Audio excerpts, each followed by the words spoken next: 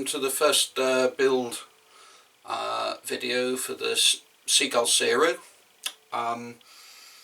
I've been cutting out parts ready, so you're just going to see me do a bit of build and starting the first parts of the fuselage today. The cutting out will take you a lot longer than what the build will.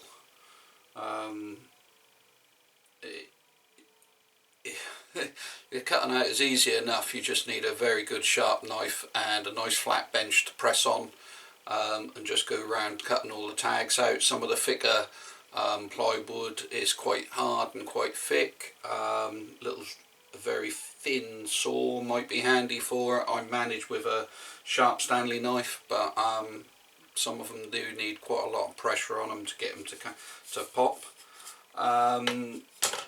Like I say, I spent a couple of hours cutting some bits and pieces out, and I bet they'll only take 20-30 minutes to glue together. Now, on this build, read the book first. Whatever you do, the seagull kits, read the book first. There's some tabs you mustn't cut off because they will be used for guidance, and then after they've been used for guidance they then can be cut off. That will all come clear a little bit later in the build, and unlike building a Brian Taylor or House kit, whether you get one pre-cut out or whether you're building from scratch from plan, on this seagull you do not need to screw, pin, bolt the fuselage down to the plan or to a straight surface. With the other kits we often have to lay out the plan, nice piece of clear plastic over top, and then we pin it to the plan, glue it to the plan. In some parts, as you're building up, you might wedge it up. I've even known me to make up bearers to bolt to the bench to lean against and hold angles correctly and stuff like that as the fuselage dries.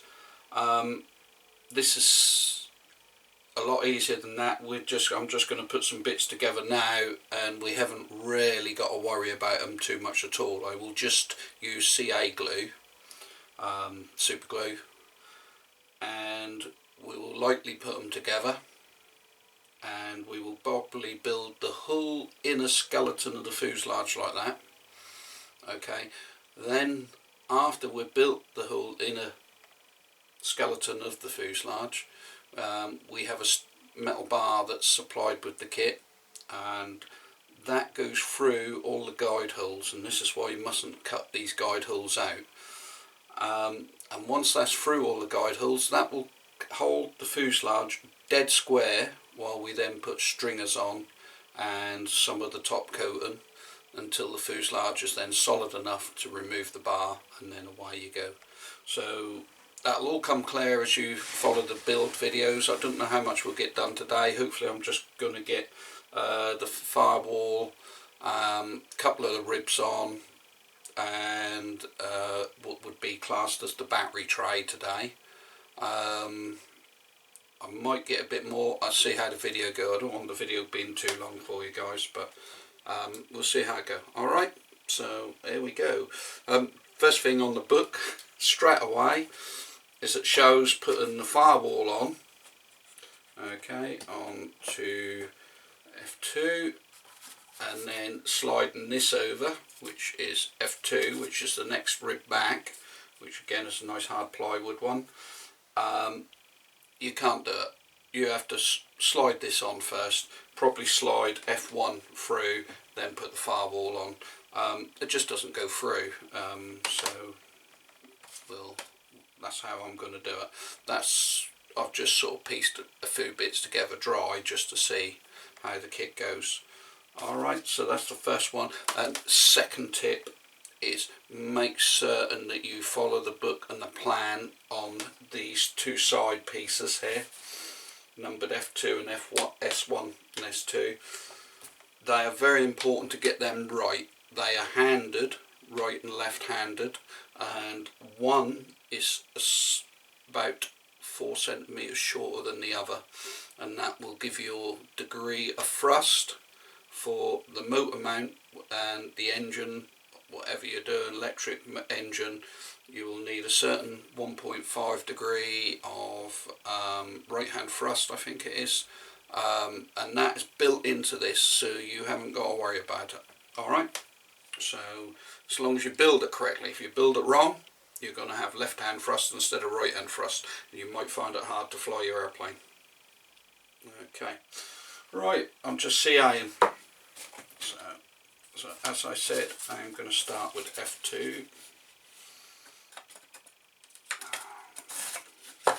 The booklet shows pictures, very easy.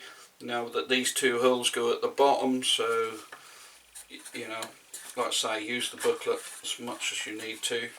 It's very explanatory, good pictures, picture for every piece of wood as you go. So yeah, there you go, just so you can just see what I'm talking about. So there you go, like I say, very step-by-step pictures in the book. Alright, and like I say, unlike a lot of builds, don't have to bolt it to the bench, so it makes things quite easy.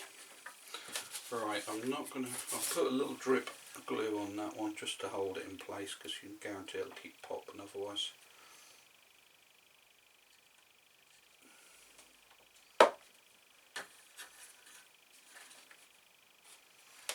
Okay,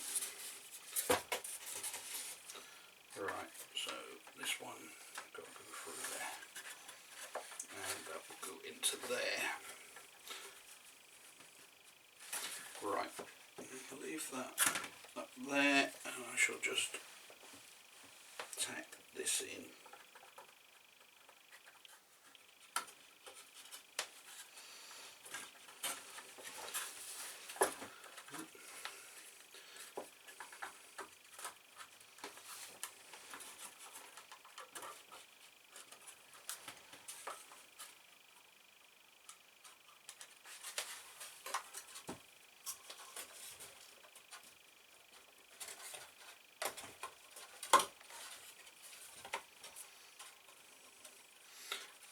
Go.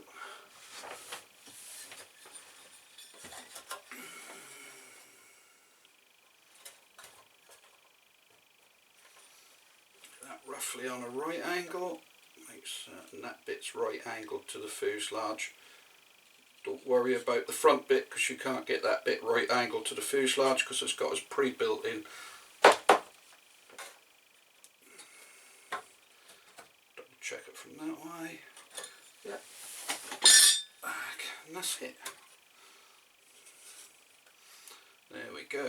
Now then, I'll just use CA glue on this bit and for quite a bit of this kit, but all of this, well, the firewall I will put epoxy on, and I will gusset it and epoxy gusset the epoxy the gussets in and epoxy all the joints around it. The ribs all the way back I will use white glue on, and I will just run it on down a few of the little joints, bits and pieces. As I get further back to the tail, I may put a little bit of water in the white glue and just thin it down, basically just to keep the weight of the airplane down. From middle of the wing forward, I'll just use ordinary white glue and put quite a good smear on. Okay, but that's basically just how I do all my airplanes when I build, as I often will water down the white glue, especially if it's an airplane where you can build ahead of yourself with using CA glue and sort of speed ahead and that. Alright.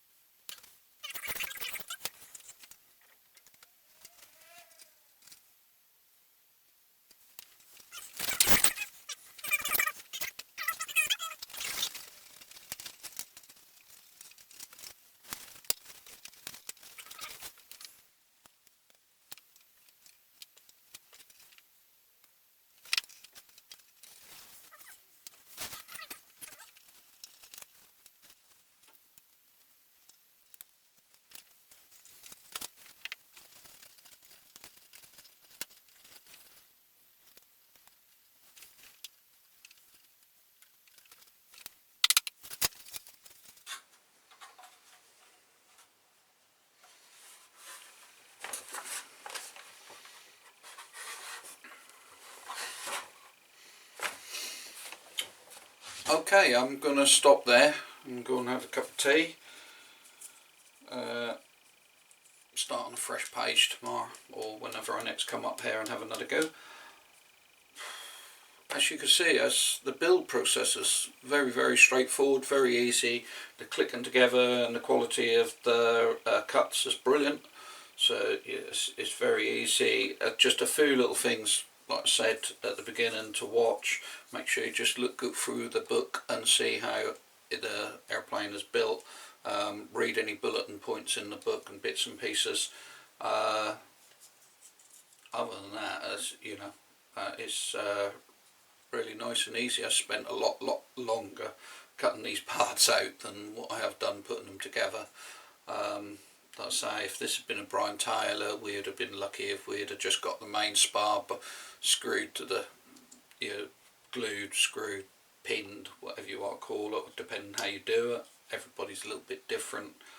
To the bench and maybe one or two uprights on, and had to leave them to dry, and off we'd come back in, next evening and do another hour or two. But this is pretty good. I mean, they build these in the factories and stuff. These are exactly the same as the almost ready to fly, other than the covering. And if you watch the Seagull, you can see videos on YouTube of the Seagull factory, inside the Seagull factory, and what's happening, and they're sticking these together in minutes. The people, they've been doing it day in, day out, week in, week out. They know what they're doing. Become straightforward to them. I don't think they even, when I was watching a video of them, it didn't look like the guy was even looking at the numbers on the ribs or nothing. He's just dum dum dum, 1 2 3, CA glue, done. And then the next guy along would just go over everything with white glue, pass it to the next guy along, and he'd put a covering on it, pass it to the next guy along, he'd stick the rods in it. They're just chucking them out, and so it's going to be quite an easy build for us. Alright, thank you for watching. Bye bye.